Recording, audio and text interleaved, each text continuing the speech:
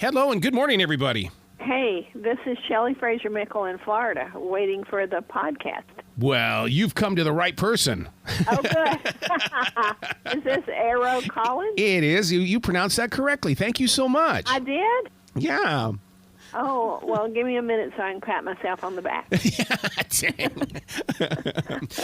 Right off the bat, I got to ask you, how come this generation has not heard of Alice? I'm sitting here talking with my wife, and I'm going, I've never heard of Alice.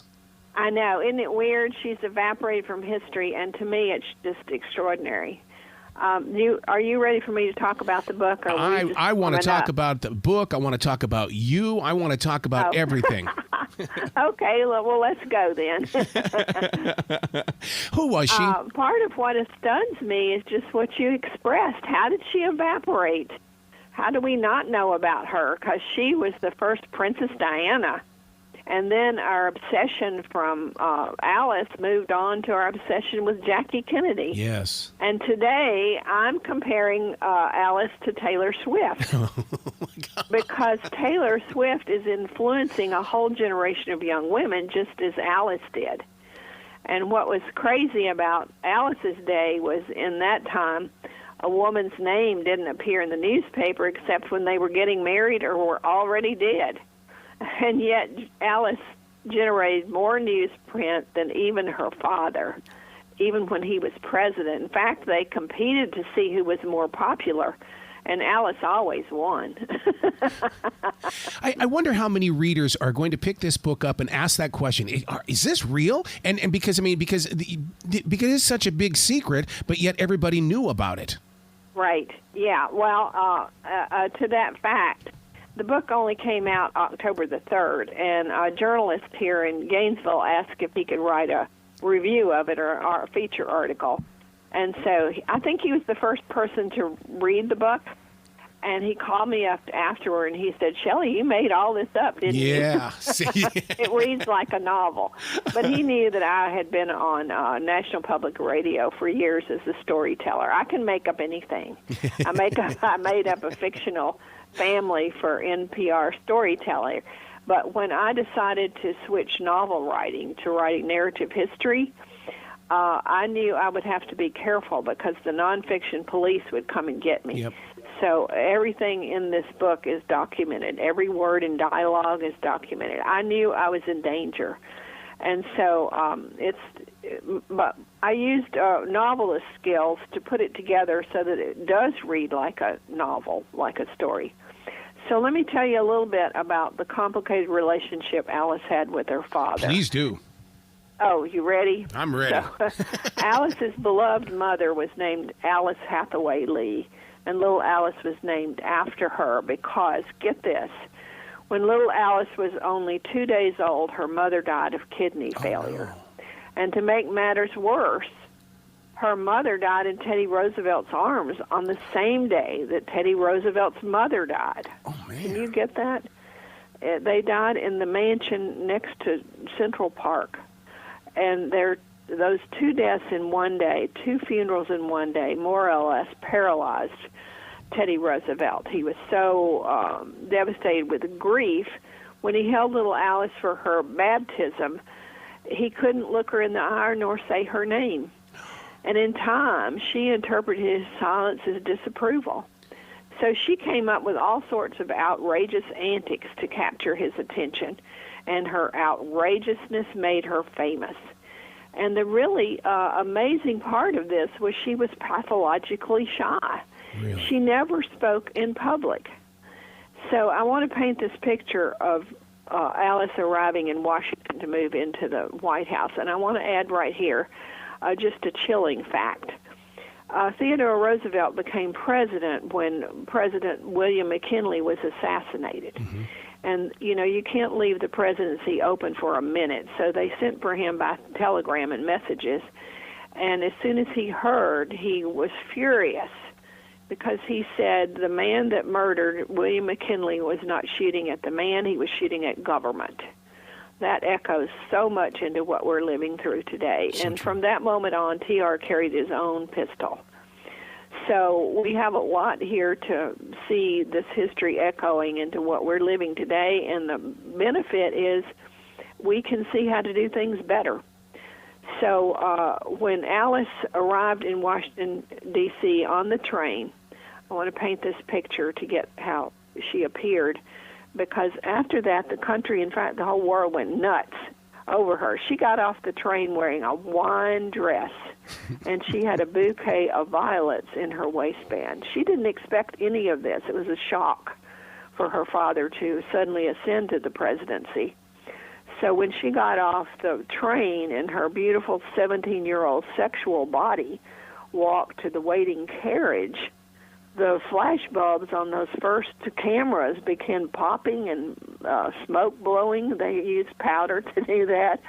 And she soon became the most photographed woman in the world. So to get back at her father, this is a field study in passive-aggressive behavior. Because she would do anything to get his attention and hopefully approval. If she couldn't get his approval, she wanted his disapproval. That's pretty fun, isn't it? So she started carrying in her purse a copy of the Constitution, a dagger, and a green snake named Emily Spinach. Nice. And when her father told her she couldn't smoke under his roof, she climbed to the roof of the White House and smoked there. Isn't that fun? And get this, another scene I like to paint. She would go to the White House garden parties when her father invited all the congressmen, and she would take Emily Spinach, her green snake, out of her purse and wear the snake as jewelry. Nice. And then in a passive-aggressive joy, loved the looks on the congressmen's faces as their snake explored the folds in her dress. I love her wit. Can you imagine anything more passive-aggressive than that? So I'll very quickly tell you a few good reasons to read this book. I've been in a lot of book clubs, well, not a lot, but a handful, and always the husbands and boyfriends tiptoe in to steal our snacks. Yep. And we wish that they would stay. So I think I've written a book that will men will enjoy as much as women readers, and I fully believe that reading can help us in our crisis of mental health, because you spend moments alone in silence with print on a page, and you're matching your mind with a storyteller's mind, and in my instance, absorbing a great, rich American history that we can all benefit in. It's storytelling, and I think that just like reading, if people adapt to becoming podcast listeners or a reader, they begin to share their own stories. And you're right, we need to get back to doing that, because there's a lot of human stories in this country that aren't being shared. Even the Native Americans are going through that. They can't get the younger generation to write about the elders. Oh, yeah. And so I think this is important. Thank you for pointing that out. So one of the things I want to have people pay attention to and talk about after they read this book is the effect of a father on a daughter. Young woman learns her self-worth mainly through the way that her father values her and treats her. And now that I've been on radio for 2 weeks talking about this book, I've had several radio hosts who are single and say they're dating, and they can immediately pick out when a young woman has had a strong father figure in her life, because they don't fall in love with the first person that gives them a good feeling. They make better life choices. So I think it's very important that we bring up and maybe engender a national conversation on fathers and daughters, not just fathers and sons. I've raised one of both, a son and a daughter, and I know I could always tell my daughter she was smart and beautiful, but she didn't believe it. It had to come from a man. Yep. And in a man's voice before those words really resonated. And, of course, that first male voice should be the father. And I was lucky enough to have that for my daughter. But in this book, you can see very clearly the effects of Alice not having a father who joined up with her, valued her just for her existence, not for what she did. And she did plenty to get his disapproval or worry. It's a wonder that she didn't become accident-prone. A lot of children that have these issues do learn to hurt themselves to get attention. Yep. So Alice knew that her father relished toughness above anything, so she was tough. She never gave in, and I can tell you more about that later. But my second point about why to read this book, to convince readers to pick it up, is that as Alice pushed against the culture's boundaries, she encouraged women to change our culture. She couldn't vote until she was 36 years old. I found that amazing. Oh, man. And when the 19th Amendment was passed, 126 million women voted in the 1920 presidential election. That alone is proof of the effect that young women can have on our political discourse and political practice. One reason that I was drawn to write this book, a major reason, is, and I share this fully, I was raised in Faulkner Land, Mississippi Delta, and I went to the University of Mississippi because I wanted to be a writer. And I knew that Faulkner had won the Nobel Prize in Literature, and he lived right next to the campus. See, I'm so old. I can tell you that story.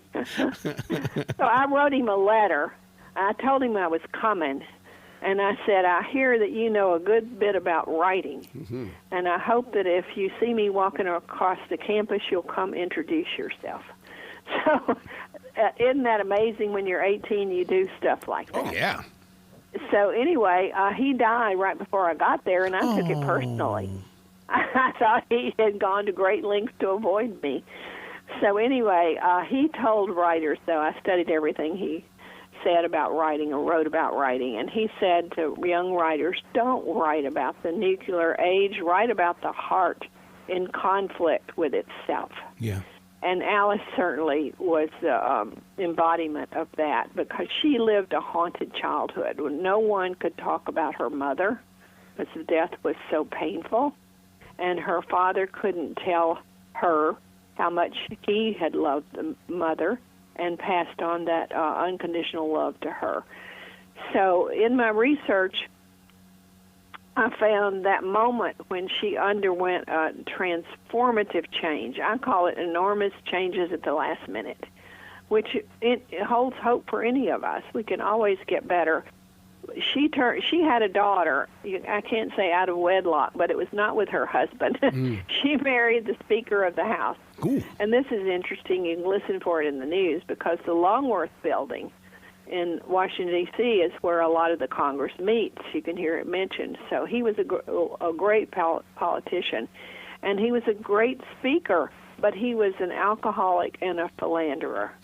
And so when he played around on her, Alice played around on him.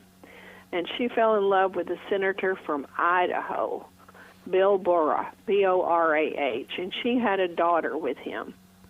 And she teased her husband, Nick, by saying, I'm going to name that baby Deborah, and spell it D-O-B-O-R-A, just to needle him. And nobody could get anything past Alice's meanness. Her antics moved into meanness as she aged. I was wondering. She was like the first Twitter. Yeah. She could skewer a politician with just one little phrase and ruin their whole career. Wow. But when she was 73, that daughter died of a drug overdose. What? Yes, Wow. and that woke Alice up, and she realized she'd been a terrible mother, and she was mean, and she wanted to change her life and be remembered for something good. She always made fun of Eleanor Roosevelt, who was her first cousin, Yep. for being good, and Alice never wanted to be seen as being good. But at the age of 73, she changed completely. She took her granddaughter and raised her with the unconditional love and attention and care that she always wanted for herself. And she died saying that she should have always been a grandmother, not a mother. Oh. Isn't that so? This makes this book much more than surface exploration of a dynamic but mischievous young girl.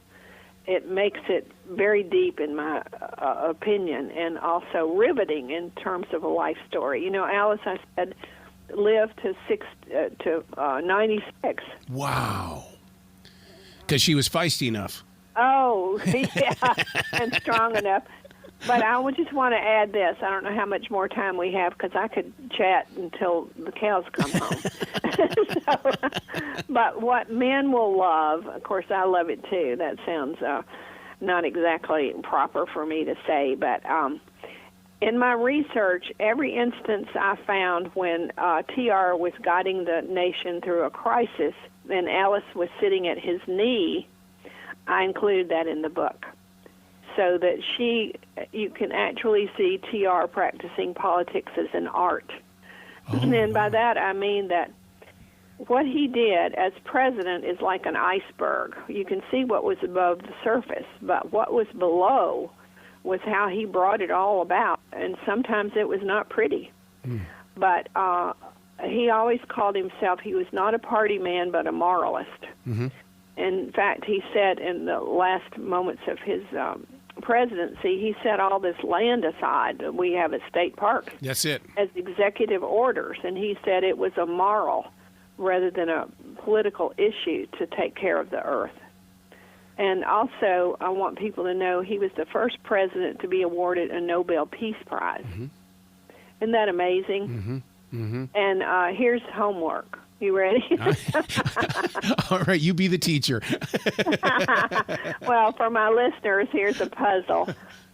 When he ended the Russian-Japanese War, he used Alice as a decoy to take the press away with her antics and their obsession with her, so that his Secretary of War, William Taft, could go meet with the diplomats from both countries, Russia and Japan, to ask them what would they want in a treaty to stop the damn fighting. Yeah, yeah. And then TR invited them all to Portsmouth, New Hampshire, and he got out the presidential yacht and prettied it up and had food and stewards. He stayed away. He was a big enough man to know he was not going to do the final treaty. He sent people to do it. But get this, the one thing he did that I want people to savor, he figured out, because he was a genius, that the diplomats would argue about who sat next to whom, who had more power in the negotiations. So he set up all the tables with no chairs. Oh, wow. And so they had to stand up to eat. Now think again, this is your homework. We followed that rule or that protocol when we ended the Vietnam War. So what's really fun in my book is to see how the political actions have been followed by some president in modern times. And, of course, JFK was a student of history, and he took a lot of the techniques from TR. And so it's fun to look, especially for me. It was like an eye-opener. Now, am I going on too long? You ready to play the music and get me off?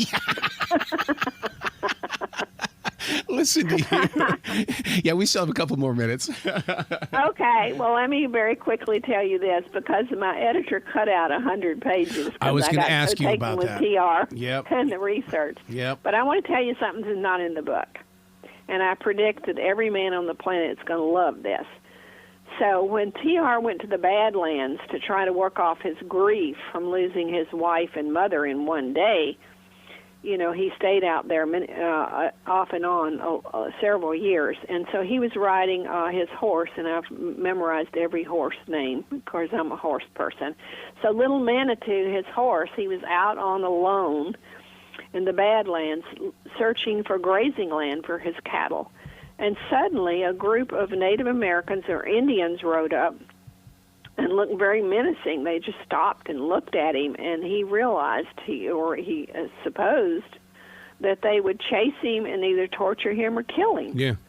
So he did the unexpected thing. He got off his horse and he stood with his rifle, just held it against him, not pointing at anything, and he did not do or say anything. And after a while, that group of threats of Native Americans rode off and left him. So I interpret that as being his taking on as president to carry, to speak softly and carry a big stick, which is we know of him. But I think that's a very male response.